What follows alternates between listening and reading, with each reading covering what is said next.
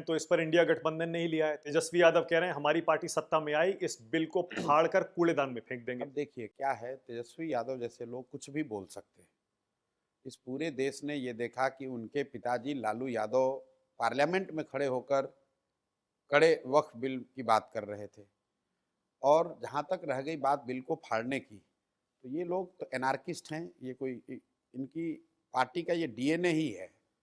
मार पीट, रंगदारी, अपहरण, फाड़ो तोड़ो, यही जानते हैं। देश का बिल है, आप कैसे फाड़ दोगे? भाई वो केंद्र का मामला है, राज्य सरकार उसमें केंद्र, आप फाड़ भी दीजिएगा तो क्या हो जाएगा? उससे क्या बिल की महत्ता कम हो जाएगी? आप बहुत से बहुत ये कह सकते हैं कि राज्य में हमारी सरकार होगी इसे लागू तो नहीं करेंगे। मैं इससे लागू नहीं करूंगा, वो भी उनके पूरे अधिकार में नहीं, लेकिन आप राजनीतिक तौर पे वो भाषा का प्रयोग कर सकते हैं। हाँ। लेकिन न्याय बिल लाने को की सरकार आएगी तो आप क्या करेंगे? वक्फ बिल की बिल्कुल हम बात कर लोग रहा वक्फ के खिलाफ में हैं, बिल्कुल वक्फ के हम लोग खिलाफ में हूं। हैं। बात करेंगे अगर लेकिन आपकी सरकार आई तो लेकिन प्रधानमंत्री से उसके लिए कहेंगे। बिल फाड़ने की जरूरत नहीं है। राज्य की जो सरकार होगी वो उसको लागू नहीं करेगी, यही उपाय है। ओके। मुसलमान जो है वो किसी का बंधुआ मजदूर नहीं है। अभी तक मुसलमान यहाँ के लालटेन के, राजद के लालटेन में किरासन तेल बनकर जल रहा है, लेकिन रोशनी मुसलमानों के घरों में नहीं हो रही है। रोशनी तो लालू यादव के घर में हो रही है। जल रहा है मुसलमान, जल रहा है मुसलमानों का भविष्य, जल रहा है मुसलमानों के बच्चों का भविष्य। रोशनी हो रही है लालू यादव के घर में, उनके बच्चों के घर में। उनके घर में भी रोशन ने अपने ये भी कहा कि ये आते हैं बिहार, यहां से वोट ले जाते हैं, लेकिन सारी फैक्ट्रियां गुजरात में लगाते हैं। क्या ये सच नहीं है? गुजरात के लोग क्या हैं, ये सच नहीं है? पूरे देश का पैसा जो है गुजरात में भाई लगाया जा रहा भाई है। आप बात समझिए। आप पहली बात कि अगर वोट बिहार का है तो फैक्ट्री बिहार में लगना चाहिए कि गुजरात में लगना चाहिए? लोग बताते हैं कि नहीं भैया, वोट हम लोग का है तो फैक्ट्री तो यहाँ लगना चाहिए। और फिर मैं पूछता हूँ, अच्छा भाई सभा में जितने लोग बीजेपी को वोट दिए हो, ये बताओ कि 15 साल में मोदी जी ने फैक्ट्री कहाँ लगाया? बिहार में लगाया है ज्यादा फैक्ट्री की गुजरात में? तो लोग खुद ही कहते हैं गुजरात में। तो मैं ये कह रहा हूँ भाई, ये तो नहीं होना चाहिए कि आप वोट बिहार में लीजिएगा और फैक्ट्री गुजरात में लगाइएगा। ये मैंने कब से कहना शुरू किया, ये समझिए। मोदी जी आए मधुबनी में, मधुबनी के अपने भाषण में मोदी जी ने कहा कि सहरसा से एक नई वंदे भारत ट्रेन चलेगी, जिससे श्रमिक परिवार के बच्चे सुविधाजनक तरीके से महाराष्ट्र और गुजरात जा पाएंगे वहां मजदूरी करने। अब इसका बड़ा लोगों ने ताली बजाया, कुछ पत्रकारों ने स्वागत भी किया कि मोदी जी की बड़ी सौगात, एक नई वंदे भारत। पहला व्यक्ति प्रशांत किशोर है जिसने इसका विरोध किया है। हम कह रहे हैं कि हमें ऐसी ट्रेन नहीं चाहिए जिस ट्रेन पर बिहार के बच्चे मजदूर बनकर, जानवरों की तरह बैठकर महाराष्ट्र और गुजरात में नौकरी मजदूरी करने जाएं। हमें ऐसी ट्रेन नहीं चाहिए। ये इतना बड़ा बिहार के प्रति पूर्वाग्रह दिखाता है कि आप कह रहे हैं कि वंदे भारत ट्रेन चलेगी ताकि तुम्हारे बच्चे, बिहार के बच्चे बैठकर गुजरात में जाए मजदूरी करने के लिए। हमने ये भी कहा कि क्या वंदे भारत ट्रेन तो हर जगह चल रही है? क्या मोदी जी ने कभी भी अपने भाषणों में किसी दूसरे राज्य में ये कहा कि भाई गुजरात से एक नई वंदे भारत ट्रेन चलेगी जिससे गुजरात के श्रमिक परिवार महाराष्ट्र, तमिलनाडु जाएंगे मजदूरी करने? तो ये जो सेंटेंस है, इसकी आप गंभीरता को समझिए। बिहार समाज की नजर में, बिहार भारत के बड़े वर्ग के, भारत में रहने वाले बड़े वर्ग के नजर में मजदूर का सप्लायर है, मजदूरों की फैक्ट्री है।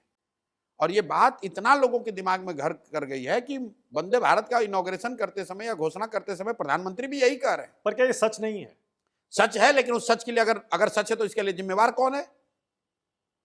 15 वर्ष से, अगर देखिए मोदी, फिर मैं क्या कह रहा हूं, मोदी जी का भाषण सुनिए गुजरात में।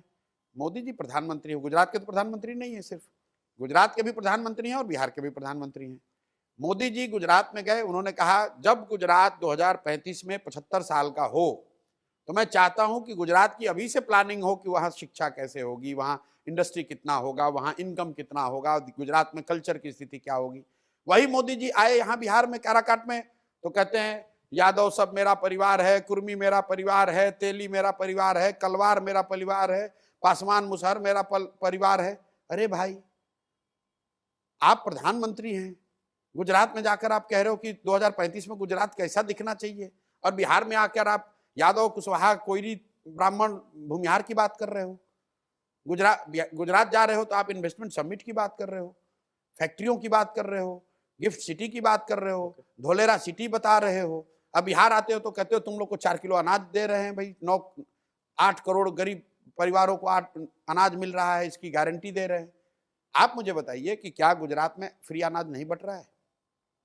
गुजरात में 80 करोड़ लोगों को अनाज मिल रहा है ना, 5 किलो। बिहार में भी उसमें कुछ लोगों को मिल रहा है, लेकिन दूसरे राज्यों में तो आप ये नहीं कह रहे कि 4 किलो अनाज दे रहे हैं इसलिए वोट दो। तो बिहार में क्यों कहते हो भाई? ये गलती मोदी जी की नहीं है। आप मेरा पूरा भाषण सुनिए। मैं लोगों को कहता हूं कि ये गलती मोदी जी की नहीं है, ये गलती बिहारियों की है, हम जैसे लोगों की है कि हम लोगों ने अपना भाई इन मुद्दों पर आप नहीं बोल रहे हैं। आपने आकर घोषणा की ये रोड बनेगा, ये रेलवे लाइन खुलेगा, तो मेरे भाई हम लोगों ने ये कहा कि ये इससे तो बहुत बड़ी घोषणा आपने 2015 में की कि हम बिहार को 1,25,000 करोड़ रुपए दे देंगे का पैकेज दे देंगे।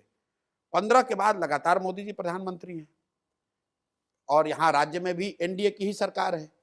तो हम लोग का सवाल ये है कि भाई 15 के बाद या तो मोदी जी ने वो पैसा भेजा नहीं, या उन्होंने पैसा भेजा, उन्हीं के डबल इंजन सरकार का दूसरा इंजन के लोग बिहार में उस पैसे को उन लोगों ने लूट लिया। क्योंकि बिहार में 1,25,000 करोड़ का कोई काम तो होता हुआ दिखा नहीं यानी है। बिहार का चुनाव इस बार एनडीए और जनसुराज के बीच हो रहा है। अभी आज के तारीख में बिहार का चुनाव त्रिकोणीय है। मैं ज्यादा बड़बोली बात करता नहीं हूँ, त्रिकोणीय लड़ाई है, लेकिन अंततः चुनाव एनडीए और जनसुराज के बीच में हो। वो ये कहते हैं सारी दोस्त की फंडिंग कहां से हो रही है? तो 1,000 वो ये कहते हैं कि फर्जी कंपनियों से डोनेशन लेते हैं 50 लाख रुपए, फिर ऐसी कंपनियां हैं जिनका पेड अप कैपिटल जो है वो 71 लाख का है, 21 करोड़ दे दिया। ऐसा है, कुछ बेवकूफ लोग इकोनॉमिक्स ऑफेंसेस विंग में शिकायत करेंगे। ठीक कर दें भाई। इकोनॉमिक ऑफेंस विंग किसके अंडर है? सरकार तुम्हारी, राज्य में सरकार तुम्हारी, केंद्र में सरकार तुम्हारी। लोगों के मन में एक छवि है कि भैया मोदी जी और एनडीए के खिलाफ अगर एक शब्द आप बोलिएगा तो आपकी नौकरी चली जाएगी, आपको जेल कर देंगे। आप ही लोग कहते हैं इलेक्शन सीबीआई ईडी कर देगा, विपक्ष ऐसा कहता है। आप खुद भी कह रहे हैं कि भाई मोदी जी पे मैं आक्रामक हूं, हमको तो कोई ईडी नहीं पकड़ रहा है, डर नहीं लगता? सीबीआई नहीं पकड़ रही, डर नहीं लगता? क्यों डर? अच्छा आप ये बताइए, बिहार में कोई भी आदमी या देश में कोई कह दे कि मैंने उससे किसी से 1 रुपया लिया हो, गलत। मैं किसी सरकारी पद पे नहीं हूँ, मैं कोई सरकारी गाड़ी नहीं लेता हूँ, सिक्योरिटी नहीं लेता हूँ, सरकारी बंगले में नहीं रहता हूँ, कोई सरकारी पद नहीं लिया है, कोई कॉन्ट्रैक्ट नहीं करता हूँ, बालू माफिया नहीं हूँ, शराब माफिया नहीं हूँ, क्यों डरूंगा? क्यों डरूंगा बताओ? लोग कहते हैं बीजेपी फंडिंग कर रही है इसीलिए नहीं डरते आप। भाई फिर गजब बात है। जिसको मैं सलाह देता हूँ उससे पैसा लेता हूँ। आप पत्रकारिता करते हैं, उसका आप पैसा लेते हैं।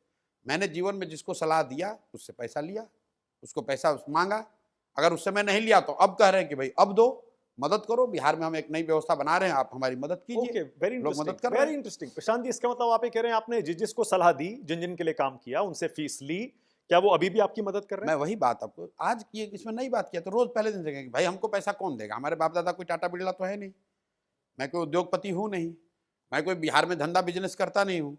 तो आखिर इतने बड़े अभियान को 3 वर्ष से चलाने के लिए पैसा कौन दे रहा है? बात तो ठीक है, पैसे वो लोग दे रहे हैं जिनकी मैंने पिछले 10 साल 15 साल में मदद की, या जिन लोगों, जो लोग उन दलों के सिंपैथाइजर हैं जिन्होंने मेरा काम देखा है। मान लीजिए कि टीएमसी दे ना दे, टीएमसी वहां जीत कर आई तो टीएमसी को पैसा देने वाले सैकड़ों लोग हैं। उनमें से कुछ लोग होंगे जो कहते हैं नहीं भाई आदमी तो अच्छा है, ये इसमें क्षमता है, आदमी कर सकता है, बिहार में कुछ कर रहा है तो मैं थोड़ी मदद कर देता हूँ। तो पिछले 10 वर्षों में इलेक्टोरल बॉन्ड से मिल रहा है पैसा? बॉन्ड तो बंद है, बंद हो गया, लेकिन उससे पहले नहीं, हमें बॉन्ड से कैसे? नई पार्टी को तो इलेक्टोरल बॉन्ड से पैसा लेना अलाउड ही नहीं है। हम लोग जो पैसा लेते हैं वो तो बिल्कुल बेजाब्ता वेबसाइट पर है, जिसको वो बेवकूफ प्रवक्ता पढ़ के ऐसा बता रहा है जैसे कि उसने कोई खोजी पत्रकारिता की हो। वो वेबसाइट पर लिखा हुआ है कि किस कंपनी ने कितना पैसा दिया, ये ओपन किया हुआ है। किसी को सलाह देनी होगी, सलाह दे देंगे, 100 करोड़ रुपया तो यूं ही आ जाएगा, मिल जाएगा, 100 करोड़ मिल जाएगा। आज भी प्रशांत किशोर को 100 करोड़ देने को तैयार है। ज्यादा ये क्या होता है? इस ज्यादा अगर हम ये काम छोड़ दें जो यहाँ कर रहे हैं और आपसे ये काम ले लेके भैया चलो तुमको तमिलनाडु में जिता देंगे, जिताने के लिए आपकी मदद करेंगे, महाराष्ट्र जिता देंगे, तो फीस ले सकते हैं, कोई दिक्कत नहीं। ऑफर आते हैं अभी भी कि सलाह दीजिए, पैसे ले लीजिए? रोज तो नहीं आते हैं, अक्सर ही आते हैं कि भाई छोड़ दिए, हमने वो काम ही छोड़ दिया है। 3 बरस में कोई ये बता दे कि बिहार में हमसे ज्यादा किसी ने मेहनत की हो, कोई एक दिन भी मैं बिहार छोड़ के गया हूँ, गांव न गया हूँ, आप बता दीजिए। हम भाई हम वो लोग नहीं हैं, हम लक्ष्मी के पुजारी नहीं हैं, हम लोग सरस्वती के उपासक हैं, बुद्धि का खाते हैं। जो ऊपर वाले ने ज्ञान दिया है उस ज्ञान का जो जायज फीस अगर जरूरत है तो वो मांगते हैं लोग। पहली बार प्रशांत किशोर ने खुलकर बताया है, अभी इससे पहले जो मैंने बयान कोट किया उसमें भी, कि वो जब किसी पार्टी को सलाह देते थे, स्ट्रेटजी उनकी बनाते थे तो 100 करोड़ रुपए लेते थे। ये नहीं कहा, या उससे भी ज्यादा लेते थे? आपने उल्टा कहा। मैंने कहा कि अगर मैं चाहूं लेना तो ले सकता हूँ, उतनी है, मतलब इससे ज्यादा भी पैसा लोग दे सकते हैं। छोड़ने के बाद और ब्रांड वैल्यू बढ़ गई है, आप ये कह रहे हैं? मैं ये कह रहा हूं कि अगर आप किसी को, आपकी वो रेपुटेशन है कि आपके जुड़ने से चुनाव आप जीत सकते हैं, पूरा राज्य का राज्य, तो 100-200 करोड़ रुपया बहुत बड़ी रकम नहीं है। मैं संजय जायसवाल हैं, बीजेपी के एमपी, वो कह रहे हैं कि आपकी पार्टी में 80% जो नेता हैं वो क्रिमिनल हैं। भाई 2 दिन पहले ये बयान दिया इस आदमी ने। देखिए ये वो कह रहे हैं आपके पास नेता ही नहीं है, तो आप जिनको जो मिल रहा है उसको लिए जाए। ठीक है भाई, मान लो, चलो कम से कम मान तो रहे कि किसी कोई तो है। अब ये संजय जायसवाल का आप हिस्ट्री जान लो। ये लोग बेसिकली राजद के लोग हैं। राजद से चुनाव लड़ा था, 5400 इस आदमी को वोट आया था विधायकी में। भाजपा में आके समीकरण वगैरह के आधार पर, इनके पिताजी मदन जायसवाल वहाँ के लीडर थे, तो पहले तो ये अपने स्वयं कुछ नहीं है, इनके बाबूजी के नाम पर राजनीति करते हैं, राजद के पुराने नेता हैं, भाजपा के दौर में भाजपा में जुड़कर बड़े नेता बनने का स्वांग करते हैं। रह गई बात कि भैया प्रशांत किशोर के पार्टी में क्रिमिनल है, तो भाई फिर वही बात कहूँगा, सरकार तुम्हारी, देश में भी राज्य में भी, तो करवा लो जांच। नहीं, जांच नहीं करवाना है, क्रिमिनल को पकड़ो। अरे मान लो अगर मेरे बगल में कोई क्रिमिनल बैठा है तो उसको पकड़ो ना भाई। देखिए भाजपा के यहाँ अध्यक्ष है दिलीप जायसवाल, उन्होंने कहा अभी कुछ दिन पहले कि प्रशांत किशोर एक बीजेपी का पेज हमारा हाईजैक करके अपना कंटेंट डालता है। उस आदमी को ये भी नहीं समझ है, और हम साइबर पुलिस को हमने इस पर रिपोर्ट की है। मैं आपके जरिए पूछना चाह रहा हूँ भाई, साइबर पुलिस अभी तक क्यों नहीं आई? भाई भाजपा का अध्यक्ष है, उनकी सरकार है, उन्होंने एफआईआर किया है सो कॉल्ड, आज तक पुलिस क्यों नहीं आई? क्योंकि उस व्यक्ति को यह भी नहीं समझ है कि पेज और ग्रुप में फर्क है। इसी ग्रुप को, बीजेपी का कोई ग्रुप है जो कोई लड़का चला रहा है, उसमें 2-4 उसने देखा जनसुराज का कंटेंट, जिसमें कोई भी अपना कंटेंट डाल सकता है, उसमें आरजेडी वाले भी कंटेंट डालते हैं। अब ये दिलीप जायसवाल कौन है? इनको क्रिमिनल दिख रहा है दूसरे पार्टी में संजय जायसवाल को। इनके पार्टी के अध्यक्ष, माननीय अध्यक्ष दिलीप जायसवाल, मैंने कैमरे पर कहा है, फिर रिपीट कर देता हूं, इन पर संगीन आरोप है कि किशनगंज में सिखों के माइनॉरिटी मेडिकल कॉलेज को इन्होंने अवैध कब्जा किया हुआ है, अवैध कब्जा किया हुआ है। आपके कैमरे पे कह रहा हूं, अगर दम है तो क्लैरिफाई कर दो। और जिस दिन से मैंने कहा उस दिन से चुप्पी किया हुआ, बोला नहीं अभी तक। पहली बार ऐसा हो रहा है कि आरोप प्रत्यारोप भी नहीं, चुप है डर के मारे। मैं भाजपा के अध्यक्ष के बारे में बात कर रहा हूं, दूसरे की बात तो छोड़ दो, एक रुक जाइए, पूरा होने दीजिए बात। 20 बरस से सिखों के माइनॉरिटी के कॉलेज का भाई साहब ने उसको कब्जा किया हुआ है। उस कॉलेज से पिछले 20-25 वर्षों में बिहार के अलग अलग दलों के 50 से ज्यादा नेताओं के बच्चे, उनके परिवारजन बिना किसी एग्जाम के मैनेजमेंट कोटा से डॉक्टर बने हुए हैं, मेडिकल की डिग्री पाए हैं। राबड़ी देवी ने अब विधानसभा के पटल पर कहा कि दिलीप जायसवाल तो हमारे मुंहबोले भाई हैं, मुंहबोले भाई हैं। ये भाजपा के अध्यक्ष है यहाँ बिहार में। कहीं अगर यहाँ रोड पर खड़ा कर दीजिए, अगर रुकिए, आप जिस भाजपा की बात कर रहे हैं, इतना बड़ा दल, मोदी जी का प्रभाव, दिलीप जायसवाल को पटना के किसी रास्ते पर खड़ा कर दीजिए और कैमरा लेके खड़े हो जाइए कि 10 आदमी भी अगर बता दे कि यही आदमी है जो दिलीप जायसवाल है। जिस आदमी को 10 आदमी नहीं जानता है वो यहाँ भाजपा का अध्यक्ष है। आप मुझे मेरे अगले सवाल पर ले आए। आपने भी अपनी पार्टी के अध्यक्ष को एक ऐसे आदमी को बनाया है जिनको कोई नहीं जानता। प्रशांत किशोर खुद अध्यक्ष क्यों नहीं बने? इसलिए क्या वो पर्दे के पीछे रहकर सारी बैटिंग करना चाहते हैं? क्योंकि हारे तो जिम्मेदारी भी नहीं लेनी पड़ेगी। ऐसा है, जनसुराज के राष्ट्रीय अध्यक्ष उदय जी हैं, जहां हम लोग बैठे हुए, जिनका घर है ये, उदय जी को कोई नहीं जानता ऐसी बात तो नहीं है। 2 बार एमपी रहे हैं, उनकी माँ 2 बार एमपी रही, 2 बार हारे भी हैं, 2 बार हारे भी, पिछले 2 चुनाव हारे हैं, बिल्कुल 2 चुनाव हारे हैं। लेकिन यहाँ कोई उनको चोर बदमाश नहीं कहेगा, लोग यही कहेगा नहीं बहुत सभ्य व्यक्ति। आप क्यों अध्यक्ष नहीं बने? क्योंकि मैंने शुरू में घोषणा की कि मैं नहीं बनूंगा। आप जैसे लोगों को फिर मौका ना मिल जाए कि अरे आप तो पहले कह रहे थे कि नहीं बनेंगे, देखिए आप ही बन गए। तो सीएम कौन बनेगा अगर आपकी पार्टी जो जीत कर आएगा, जिसको चुनेंगे विधायक को बनेगा। मतलब आप बन सकते हैं ना? नहीं बन सकते हैं, कैसे बन सकते हैं? आप रूल आउट कर रहे हैं अपने आप को? जब चुनेगा तभी तो बनेगा। अभी तो आप कह रहे हैं कि हमको वोट ही नहीं मिलेगा। अभी तो आप हमने नहीं मिलेगा। अभी तो आप कह रहे हैं भाई यहाँ पर नहीं, ये मैं कौन होता हूँ कहने वाला कि आपको वोट मिलेगा नहीं मिलेगा? तो फिर आप तो अपने हिसाब से हाइपोथेटिकल सिचुएशन क्रिएट कर रहे हैं। कुछ भी हो सकता है, जनता चुन सकती है आपको। जनसुराज जीत कर आएगा तो जैसे जनसुराज के साथियों ने मिलकर प्रदेश अध्यक्ष बनाया, राष्ट्रीय अध्यक्ष बनाया, वैसे मुख्यमंत्री भी चुन लेंगे। और मुख्यमंत्री बने तो पहला काम क्या करेंगे प्रशांत किशोर? जनसुराज की सरकार जब बनेगी, जो पहला काम होगा, 1 घंटे के अंदर शराबबंदी हटेगी। दूसरा काम ये होगा कि यहाँ पर जो 60 वर्ष से ज़्यादा उम्र के महिला पुरुष हैं उनको 2000 रुपये पेंशन मिलने लगेगा। तीसरा काम ये होगा कि एक नया डिपार्टमेंट, एक नया टास्क फोर्स बनाया जाएगा ताकि 1 साल के अंदर यहाँ से पलायन को बिल्कुल रोक दिया जाए। चौथा काम ये होगा कि जनवरी से गरीब घरों के बच्चों को प्राइवेट स्कूल में पढ़ने की सुविधा हो जाएगी कि जब तक उनके इलाके में, ध्यान से सुन लीजिए, जब तक उनके इलाके का सरकारी विद्यालय को सरकार नहीं सुधारेगी तब तक गरीब परिवार के बच्चे को ये सुविधा होगी कि वो प्राइवेट स्कूल में पढ़े, उसका फीस सरकार भरेगी। ये 4 काम 24 घंटे 48 घंटे में 72 घंटे में तो निश्चित हो जाएगा। देश में 2-3 स्टेट जो सबसे ज्यादा ड्राई स्टेट होने के लिए जिनकी चर्चा होती है वो है बिहार और गुजरात। अब आप कह रहे हैं कि बिहार को आप ड्राई स्टेट नहीं रहने देंगे, आपकी बिहार ड्राई स्टेट नहीं है। शराबबंदी है? शराबबंदी नहीं है, बिहार में शराब की दुकान बंद है। हाँ, होम डिलीवरी चल रहा है।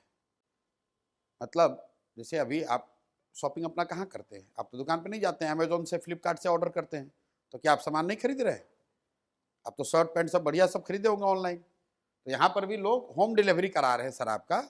100 रुपए की शराब 300 रुपए में होम डिलीवरी हो रही है। उसको लीगलाइज करना चाह रहे हैं? नहीं, शराब की दुकान बंद है, शराब नहीं बंद है, पहली बात। दूसरा, इस शराब के दुकानों के बंद होने से सरकार का बिहार की गरीब जनता का 20,000 करोड़ का सालाना नुकसान हो रहा है। और ये पैसा कहाँ जा रहा है? ये पैसा जा रहा है भ्रष्ट नेताओं के पास, अफसरों के पास, शराब माफिया के पास, जिसमें ज्यादातर लोग सत्ता में ऊपर बैठे हुए हैं। तीसरा, बिहार में ये किया गया है किसके लिए? महिलाओं के लिए। सबसे ज्यादा इससे प्रताड़ित कौन है? महिला। 8 लाख से ज्यादा लोगों पर केस हुआ। वो लोग केस 1 लाख से ज्यादा लोग आज भी जेल में सड़ रहे हैं। उनके घरों की महिलाएं थाने और कोर्ट का चक्कर लगा रही हैं। और अंतिम बात, बिहार में हम लोग भी पैदा हुए यहीं पर, कभी भी हम लोगों ने सूखा नशा नहीं देखा था। स्मैक और उस तरह की जो प्रचलन इतनी तेजी से बढ़ा है बिहार में पिछले 4-5 वर्षों में, मैं आपको दावे के साथ बहुत सीरियसली कह रहा हूँ कि अगर शराबबंदी इसी तरीके की चलती रही तो वो दिन दूर नहीं है कि जैसे उड़ता पंजाब हम लोग सुनते थे, पिक्चर देखे थे, उड़ता बिहार बनेगा। इतने बड़े पैमाने पर यहाँ सूखा नशा बढ़ा है। आप तेजस्वी यादव से इतने नाराज क्यों रहते हैं, खासतौर से उनकी पढ़ाई को लेकर? आप बार बार ये क्यों कहते हैं, पर्सनल अटैक क्यों करते हैं कि 9वीं पास है, 9वीं पास है, इन्होंने पढ़ाई नहीं की है, ये क्या बिहार चलाएंगे? किसी भी व्यक्ति के पर पर्सनल अटैक किया ही नहीं। लालू जी के परिवार में उनके लड़कों के बीच में लड़ाई चल रही है, क्या हुआ आप जाके सुनिए। मैं कहता हूँ मैं इन बात पर नहीं बोलता हूँ। नीतीश कुमार अपना जीवन कैसे बिताते हैं इस पर मैं नहीं बोलता हूँ। उनका लड़का क्या करता है इस पर नहीं बोलता हूँ। मैं तेजस्वी के 9वीं फेल होने की बात क्यों कह रहा हूँ उसको आप समझिए। 9वीं फेल होना कोई अपने आप में गुनाह नहीं है। कई बार सामाजिक राजनीतिक परिस्थिति ऐसी है कि आपको फॉर्मल एजुकेशन नहीं मिलता है, नहीं कर आप ले पाते हैं। लेकिन तेजस्वी यादव जब पढ़ रहे थे, जब बच्चे थे, तो इनके माँ बाप दोनों मुख्यमंत्री रहे हैं बारी बारी से। ये डीपीएस आरके पुरम के छात्र हैं, जहां 9वीं पास ये नहीं कर पाए। इनका एक तर्क ये है कि हम क्रिकेट खेलने चले गए। तो भैया क्रिकेट कहाँ खेला वो भी आपको मालूम है। लेकिन मान लीजिए कहता है कि विराट कोहली भी हमारे कैप्टनसी में खेला, मान लीजिए उन्हीं की बात मान लीजिए कि क्रिकेट खेले। क्रिकेट छोड़े हुए कितना दिन हुआ? 20 वर्ष हो गया। भाई आप छोड़कर आए, उसके बाद पढ़ लेते। बिहार के गांव आपने भी तो शायद ब्रेक लेने के बाद पढ़ाई दोबारा की। मेरी बात सुनो, आप मेरी बात पूरी हमारे कर लो, फिर हमारी पढ़ाई पे भी आएंगे। ठीक है। बिहार के गांव देहात में आप जाएंगे, आपको ऐसी महिलाएं मिलेंगी जो कहेंगी मैंने बीए किया है। अगर आप पूछेंगे बीए कैसे किया, क्या भाई बाबूजी के यहाँ थे तो वहाँ पढ़ने का सुविधा नहीं था। पति जब शादी हुई तो पति ने इनकरेज किया कि पढ़ो। फिर बाल बच्चा हो गया तो मैट्रिक करके छोड़ दिए। फिर लड़के जब बड़े हुए तो बीए किए। ये क्या दिखाता है? उस महिला का शिक्षा के प्रति सोच और सम्मान दिखाता है कि भाई शिक्षा ही वो रास्ता है जिससे तरक्की होगी। जब आप मुख्यमंत्री के लड़के रहते हुए 9th क्लास नहीं पास करते हैं, जीवन में कभी पढ़ाई का प्रयास नहीं किया बाद में, तो ये दिखाता है कि शिक्षा को लेकर आपका नजरिया क्या है, आपकी सोच क्या है। और वो बिहार के लिए घातक है, क्योंकि मैं बिहार को इंडस्ट्रियलाइज स्टेट नहीं देखता हूं, मैं बिहार को देश का ज्ञान का भूमि देखता हूं। बिहार में गरीबी तब खत्म होगी जब यहाँ शिक्षा आएगी। इंडस्ट्रियलाइजेशन से नहीं होगा। इंडस्ट्रियलाइजेशन से नहीं होगा। हम लोग, बिहार का सबसे गौरवशाली इतिहास कब रहा? जब हम लोग ज्ञान की भूमि थे, जब विक्रमशिला था, जब यहाँ नालंदा था, जब यहाँ पर पढ़ाई के लिए लोग जानते थे, जब राम जी भी यहाँ पढ़ने आए, जब बुद्ध और महावीर यहाँ से आए, जब चाणक्य यहाँ हुए, वो बिहार, आर्यभट्ट हुए, वो बिहार की ताकत है। बिहार की ताकत सीमेंट की फैक्ट्री नहीं है। तो अगर आप बिहार को ज्ञान की भूमि बनाना चाहते हैं और उसका अगुआ 9th नहीं पास किया है या शिक्षा के प्रति उसका ये नजरिया है, तो वो सही लीडर नहीं हो सकता। मैं ये बता रहा हूं। आपसे पूछा गया कांग्रेस को कितना वोट आएगा, आपने कहा लालू भीख में जितना दे दें उतना वोट कांग्रेस को। सीट किसी ने पूछा कांग्रेस कितनी सीट लड़ेगी, तो मैंने कहा लालू जी जितना सीट देंगे उतना लड़ेगी। भीख में देंगे? बिल्कुल ठीक बात है। ऐसा क्यों?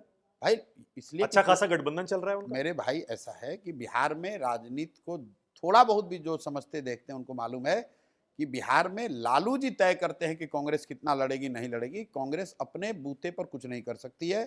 अब अगर आपको हमारी बात पर भरोसा नहीं है तो अपने न्यूज़ पे देख लीजिए। यहाँ कांग्रेस के कन्हैया कुमार बड़े लीडर हैं, हाँ। बिहार के हैं, बेगूसराय के हैं, यंग लीडर हैं, बहुत काबिल व्यक्ति हैं। वो आके 4-5 दिन यात्रा उतरा कुछ कर रहे थे।